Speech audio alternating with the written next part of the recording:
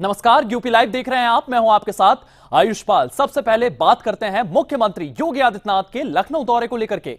लखनऊ में मुख्यमंत्री योगी आदित्यनाथ ने विमुक्त समुदाय के कल्याण के लिए आयोजित विमुक्त जाति दिवस समारोह में हिस्सा लिया है। भागीदारी भवन गौतम नगर में हुए इस कार्यक्रम में सीएम योगी आदित्यनाथ ने समाज के इस वर्ग के मुख्य धारा से जोड़ने और उनके विकास की दौड़ में आगे लाने के लिए संकल्प दोहराया है। इसी के साथ साथ इस कार्यक्रम के दौरान सीएम योगी आदित्यनाथ की ओर से और क्या कुछ कहा गया, इस रिपोर्ट में देखिए।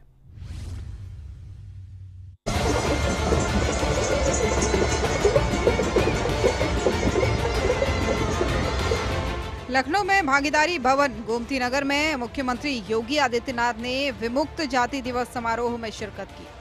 इस दौरान उन्होंने विमुक्त समुदायों के इतिहास, संघर्ष और योगदान को याद किया। देश के अंदर विदेशी हमलों को रोकने के लिए एक योद्धा के रूप में काम किया था।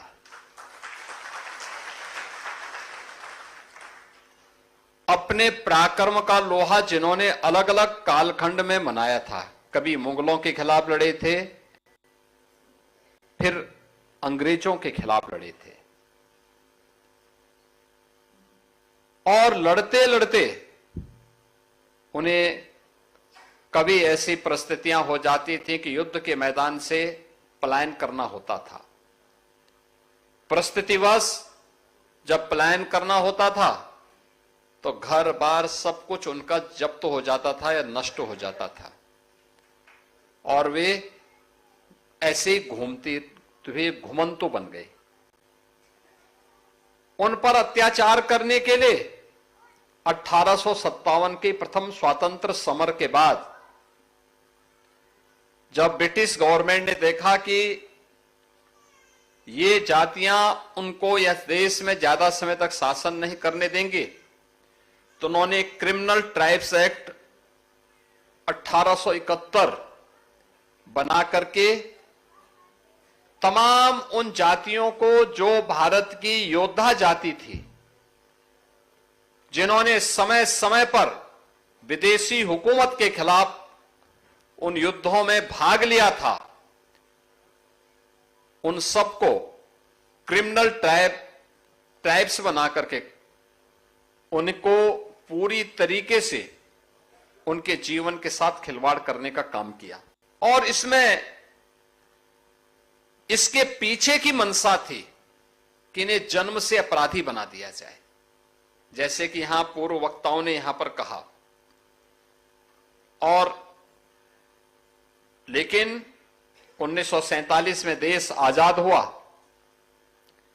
और 52 तक ये जातियां तब भी उसी प्रकार की क्रिमिनल ट्राइब्स का हिस्सा बनी रही।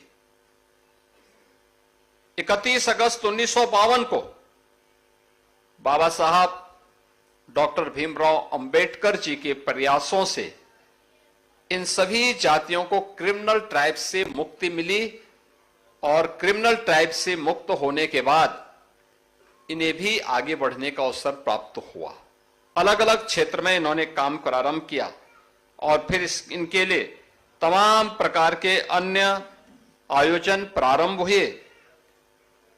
आज के इस अवसर पर जब हम लोग यहां पर हैं, उत्तर प्रदेश सरकार और भारत सरकार हर घुमंतु जाति के कल्याण के लिए पूरी प्रतिबद्धता के साथ कार्य कर रही है। सीएम योगी ने कहा कि समाज का कोई भी वर्ग विकास की दौड़ में पीछे न छूटे, इसके लिए सरकार लगातार योजनाएं चला रही है। उन्होंने अधिकारियों को निर्देश दिए कि विमुक्त समुदायों तक हर योजना का लाभ प्राथमिकता से पहुंचे।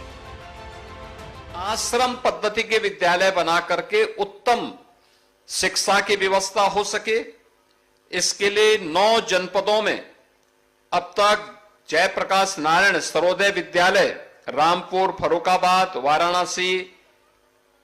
वाराणसी, लखनऊ, गोरखपुर, गोंडा, सोनभद्र, सुल्तानपुर, इन सब में ये विद्यालय प्रारंभ हो चुके हैं। 2 आवासीय आश्रम पद्धति के विद्यालय प्रयागराज और लखनऊ में प्रारंभ हो चुका है। 101 आश्रम पद्धति विद्यालय विभाग के द्वारा कुल संचालित हैं और इन आवासीय विद्यालयों में बच्चों के लिए उनके रहने की, खाने की, यूनिफॉर्म की और हर प्रकार की सुविधा, ये सभी प्रकार की सुविधाएं सरकार वहां पर उपलब्ध करवाने का कार्य कर रही है। कार्यक्रम में मुख्यमंत्री योगी ने लाभार्थियों से संवाद भी किया और उन्हें सरकार की ओर से संचालित विभिन्न योजनाओं के प्रमाण पत्र और सहायता सामग्री भी वितरित की। 11 वर्ष में प्रधानमंत्री मोदी जी के नेतृत्व में इन सभी गोमंत जातियों के कल्याण के लिए केंद्र और राज्य सरकार पूरी ईमानदारी और प्रतिबद्धता के साथ कार्य कर रही है। आज आप उत्तर प्रदेश में देखते होंगे कि हमारी सरकार आई, उससे पहले की सरकारों को इस बात की फुर्सत नहीं थी कि बनटांगिया के लिए कुछ कर सके। हमारी सरकार ने उन्हें राजस्व गांव का दर्जा दिया, उन्हें मत प्रदान करने का अधिकार दिया। 1947 से लेकर के 2017 तक एक भी बनटांगिया परिवार के अपने पक्के मकान नहीं थे। आज उन सबके पक्के मकान बन गए हैं, उनके लिए स्कूल बन गए हैं, उनके लिए आंगनबाड़ी केंद्र बन गए हैं, उनके लिए हॉस्पिटल बन गए हैं। शासन की सभी प्रकार की योजनाओं से उन्हें आच्छादित किया गया है। मुसहर सुविधाओं से वंचित थे, आज उन्हें सभी प्रकार की सुविधाओं से युक्त किया गया है। कोल सुविधाओं से वंचित थे, उन्हें सभी प्रकार की सुविधाओं से युक्त किया गया है। थारू, गौर, चेरो और तमाम अन्य उन सभी जातियों, बुक्सा, सहरिया, इन सबको भी इन योजनाओं से संतृप्त करने का कार्य किया जा रहा है। विमुक्त जाति दिवस के मौके पर मुख्यमंत्री योगी आदित्यनाथ ने साफ संदेश दिया कि सरकार समाज के कमजोर वर्गों के उत्थान के लिए प्रतिबद्ध है। उन्होंने भरोसा दिलाया कि हर योजना का लाभ पारदर्शी तरीके से लोगों तक पहुंचाया जाएगा। ब्यूरो रिपोर्ट, सूर्या समाचार।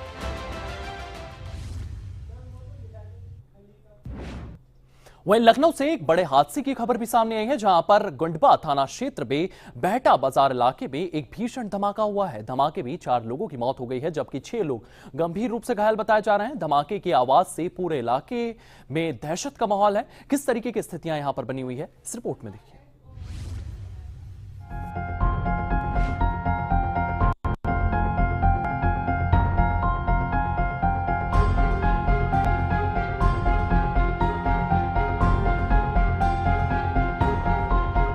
लखनऊ के गुडबा थाना क्षेत्र के बेहटा बाजार में अचानक हुए धमाके से अफरा तफरी मच गई।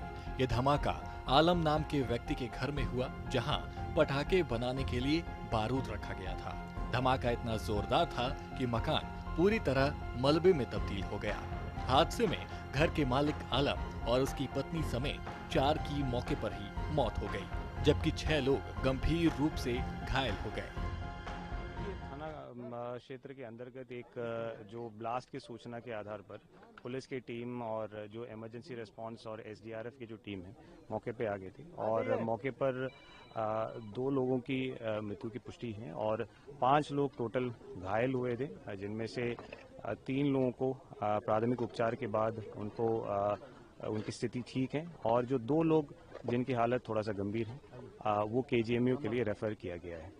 ब्लास्ट के कारण क्या है या उससे रिलेटेड जो अन्य जो बिंदु है उसकी जांच के लिए पुलिस के भी और फायर सर्विस डिपार्टमेंट की भी टीम मौके पर है। जैसे उसके संबंध में जो जानकारी प्राप्त होगी उसके संबंध में शेयर करेंगे। जो जहाँ पे जो मेन जो बिल्डिंग है जहाँ पे जो ब्लास्ट हुई है वो पूरी तरह से ध्वस्त हो चुकी है, जैसे कि आप देख सकते हैं।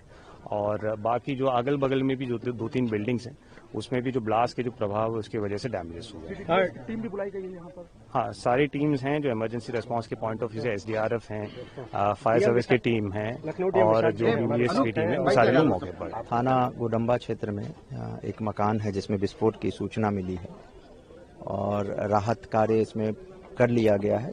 जिनका मकान था आलम, उनकी वाइफ, उनकी डेथ हो गई है।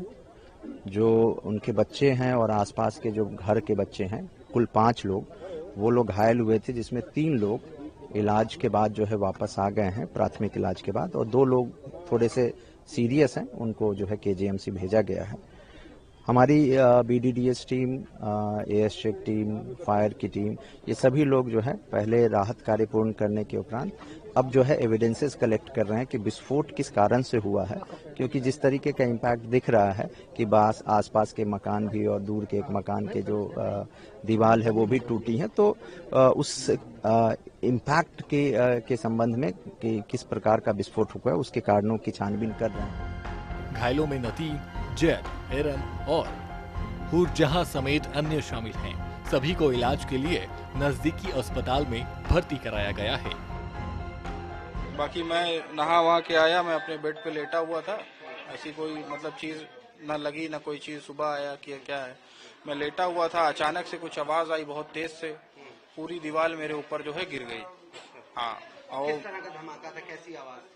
कुछ समझ नहीं आया, इतनी फास्ट चीजें हुई कि मैं बेड के अंदर ही घुस गया और दीवार भी मेरे ऊपर गिर गई। मेरी वाइफ ने किसी तरह मुझे सपोर्ट देके बाहर निकाला। अभी फिर उसके बाद जो है मैं अभी बस ड्रेसिंग करके चीजें करके अभी बस आया हूँ, बाकी और किसी चीज के बारे में नॉलेज नहीं है। तो कैसी आवाज थी, क्या हो रहा था उस समय, मतलब आप पहुंचे तो कैसा साउंड कैसा हुआ, मतलब किस तरह की सर ध्वनि थी? मैं कोई ऐसा साउंड सुन नहीं पाया। एक जिससे बूम सी आवाज आती है ना, सपोज दैट कि कुछ फटा है, जैसे बादल फटा है सपोज, बस ये लगा मेरे को कि कुछ बादल फट गया, मेरा छत मेरे ऊपर गिर गया। मेरे को ये अनुभव हुआ और मैं पूरा बेहोश हो गया था। किसी तरह मेरी वाइफ ने मुझे खींचा उचा है तो मैं बाहर आ पाया। जब मैं अंदर धंस गया और दीवार वगैरह ईंटें वगैरह मेरे ऊपर गिरे, सर पे चोट आई है, पैरों में चोट आई है, मेरे पैर ये सीधा नहीं हो पा रहा है, मेरा ऐसे ऐसे दिक्कत दे रही है। ये सब दीवारें जो हैं, जो फोर्स एक दीवार का झटका आया उससे मुझे ये सब चोटें लगी। सूचना मिलते ही पुलिस और राहत टीम मौके पर पहुंच गई और मलबा हटाने का काम शुरू किया। पुलिस का कहना है कि घटना के कारणों की जांच की जा रही है। फिलहाल पूरे इलाके को सील कर दिया गया है। लखनऊ के बेहटा बाजार का ये हादसा साफ करता है कि अवैध पटाखा निर्माण कितनी बड़ी त्रासदी को जन्म दे सकता है। पुलिस अब इस मामले की गहराई से जांच कर रही है ताकि दोषियों पर सख्त कार्रवाई की जा सके। ब्यूरो रिपोर्ट, सूर्या समाचार।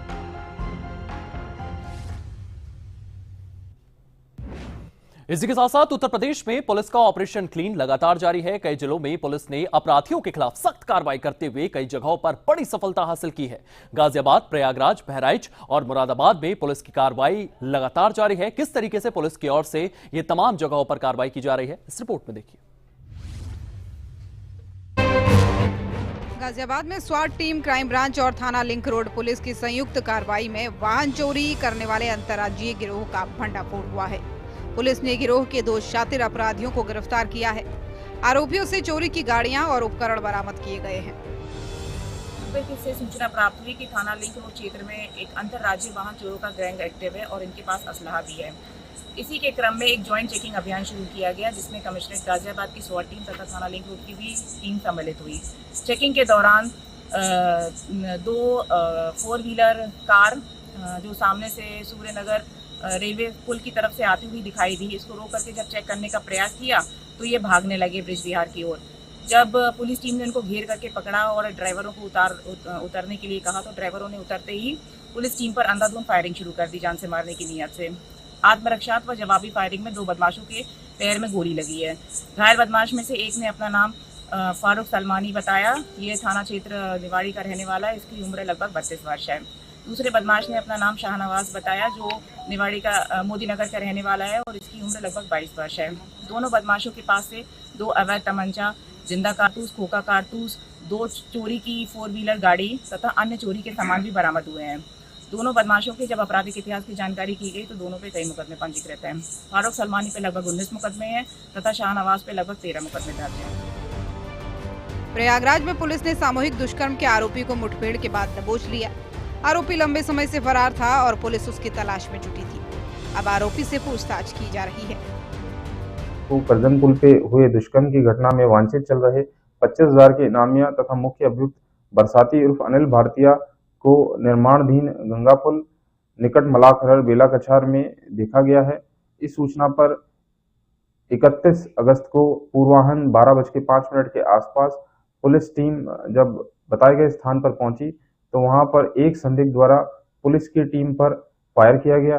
पुलिस द्वारा जवाबी कार्रवाई में आत्मरक्षार्थ फायरिंग की गई, जिसमें उक्त संदिग्ध के पैर में गोली लगी, जिससे वह घायल हो गया। संदिग्ध की पहचान बरसाती उर्फ अनिल भारतीय, जिसपे 25,000 रुपए का इनाम घोषित था, के रूप में हुई। मौके से अभियुक्त के साथ एक अवैध तमंचा, 2 जिंदा कारतूस, 2 खाली खोखा, एक बिना नंबर की मोटरसाइकिल भी बरामद की गई। पूछताछ में अभियुक्त द्वारा बताया गया कि 16 अगस्त को करजन पुल पर हुई दुष्कर्म की घटना उसके द्वारा कारित की गई थी, जिसमें उसके साथ एक अन्य साथी टीटू उर्फ अनिल भारतीय निवासी भैमलपुर भी साथ था, जिसके द्वारा भी उक्त घटना कारित की गई थी तथा बाद में इनके द्वारा फोन करके अपने साथी, जिसमें एक बालपचारी तथा एक हिमांशु को उन्होंने बुलाया था, जो भी इस घटना में शामिल थे। अब तक पुलिस द्वारा बालपचारी तथा हिमांशु को गिरफ्तार कर विधिक कार्रवाई की गई है। बहराइच में पुलिस और लखनऊ एसटीएफ की संयुक्त टीम का बदमाशों से सामना हुआ। मुठभेड़ के बाद पुलिस ने 4 बदमाशों को गिरफ्तार कर लिया। उनके पास से हथियार और कारतूस भी बरामद किए गए हैं। वहीं गिरफ्तार बदमाशों पर कई आपराधिक मुकदमे भी दर्ज हैं। कैसरगंज थाने पर आकर के सूचना किया कि जेल से छूटे हुए अपराधी कैसरगंज में राजनीतिक व्यक्ति जो पूर्व जिला पंचायत सदस्य हैं विजय सिंह को जान से मारने की नियत से यहाँ आए हुए हैं। इस सूचना पर एसटीएफ और कैसरगंज पुलिस ने एक ज्वाइंट ऑपरेशन के तहत पूरे क्षेत्र में कॉम्बिंग शुरू किया। एक कुड़ासर बिताड़ा गांव के पास जो विजय सिंह का कड़सर बिटौरा गांव के पास जो विजय सिंह का फार्म हाउस है, यहाँ पर 4 संदिग्ध व्यक्ति दिखाई पड़े। पुलिस और एसटीएफ ने जब उनको रोकने का प्रयास किया तो भागने लगे। उसमें से एक व्यक्ति ने पुलिस और एसटीएफ पर फायरिंग शुरू कर दिया।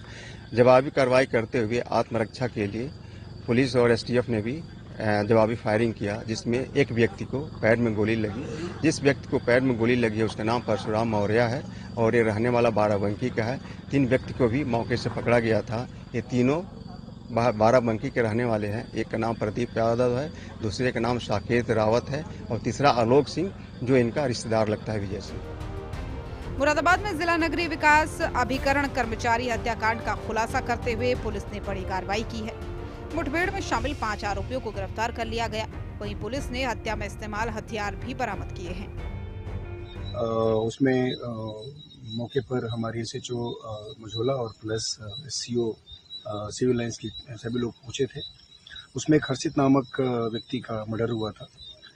उस घटना के अनावरण के लिए हमारी सभी टीमें लगी हुई थी। आज हम लोग को कुछ सूचना मिली थी कि ये जो घटना जिन लोगों ने कारित की थी वो नया मुरादाबाद क्षेत्र में पुनः किसी प्लान के साथ घूम रहे हैं। इस सूचना पे हमारी टीम चारों तरफ लगी।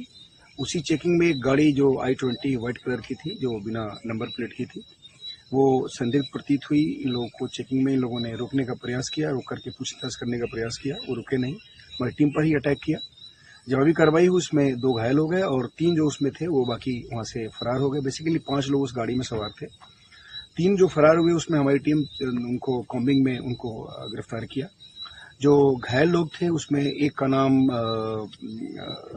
मोहम्मद बासित है, दूसरे का नाम शुभम ठाकुर है, तीसरा जो है जो व्यक्ति जो पकड़ा गया था कॉम्बिंग में वो अभिषेक सैनी है और चौथा जो राहुल पांडे, 5वां अनमोल रियाटव। ये सभी 3 बाकी जो कॉम्बिंग में पकड़े गए थे ये लोग हैं। इन लोगों को तत्काल हम लोगों ने यहाँ से गिरफ्तार करके थाने भेजा और जो घायल थे उनको अस्पताल भेजा गया।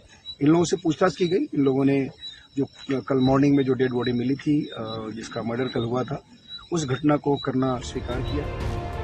यूपी पुलिस का कहना है कि ऑपरेशन फ्लेम के तहत अपराधियों के खिलाफ सख्त अभियान आगे भी जारी रहेगा। गाजियाबाद, प्रयागराज, बहराइच और मुरादाबाद की कार्रवाइयों ने एक बार फिर से ये साफ कर दिया है कि कानून व्यवस्था से खिलवाड़ करने वालों पर पुलिस सख्त रुख अपनाए हुए है। ब्यूरो रिपोर्ट, सूर्या समाचार।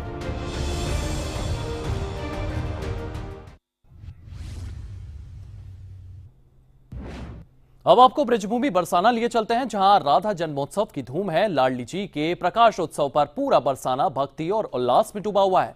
जन्मोत्सव के पावन अवसर पर मंदिर वैद्य मंत्रों और बधाई गीतों से गूंज उठा। किस तरीके की वहां पर राधा उत्सव को लेकर के तैयारियां देखने को मिल रही है, किस तरीके से इस उत्सव को मनाया जा रहा है, इस रिपोर्ट में देखिए।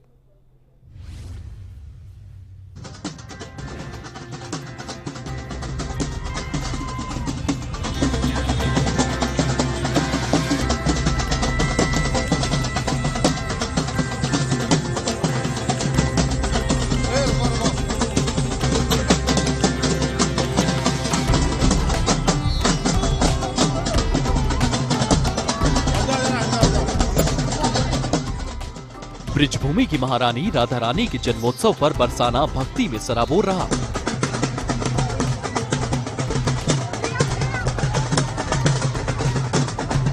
परंपरा के अनुसार लाडली मंदिर में बधाई गीत का गायन हुआ और सुबह 4 बजे पूरा मंदिर वैद्य मंत्रों से गूंज उठा।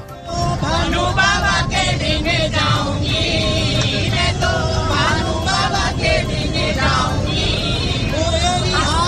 बधाई लेके आऊंगी, अरे हाँ बधाई लेके आऊंगी।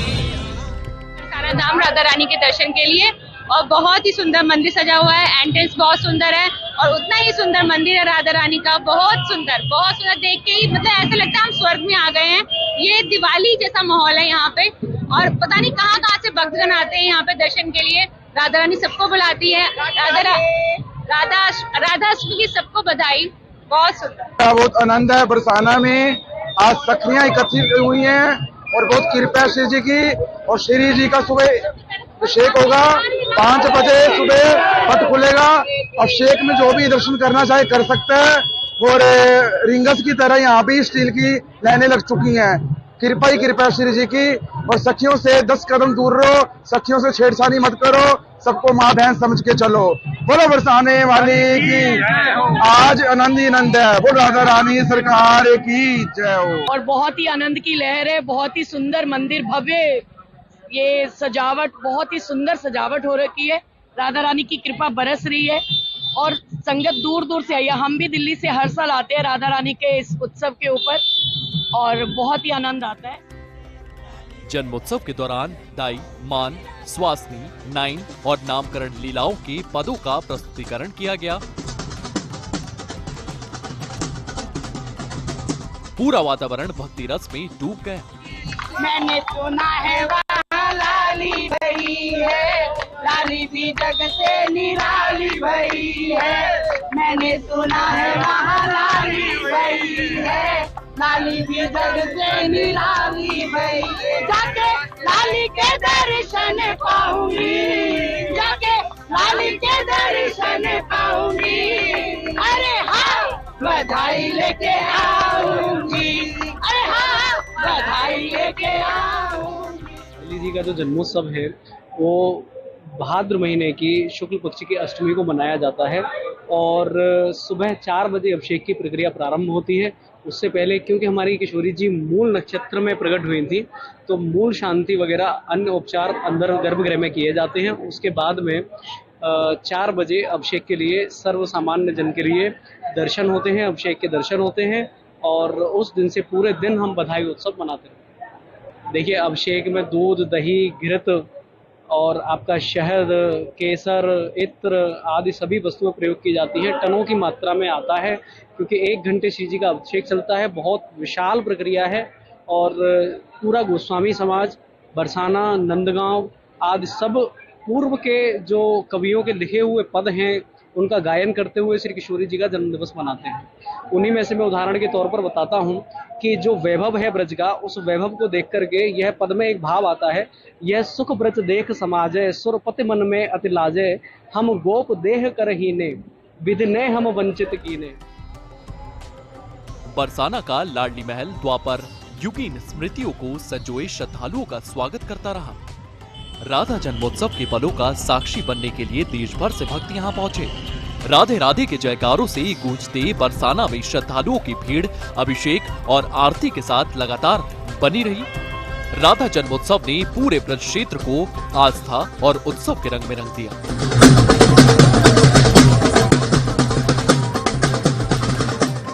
ब्यूरो रिपोर्ट, सूर्य समाचार। चलिए फिलहाल यूपी लाइव में इतना ही। आप बने रहिए सूर्य समाचार के साथ।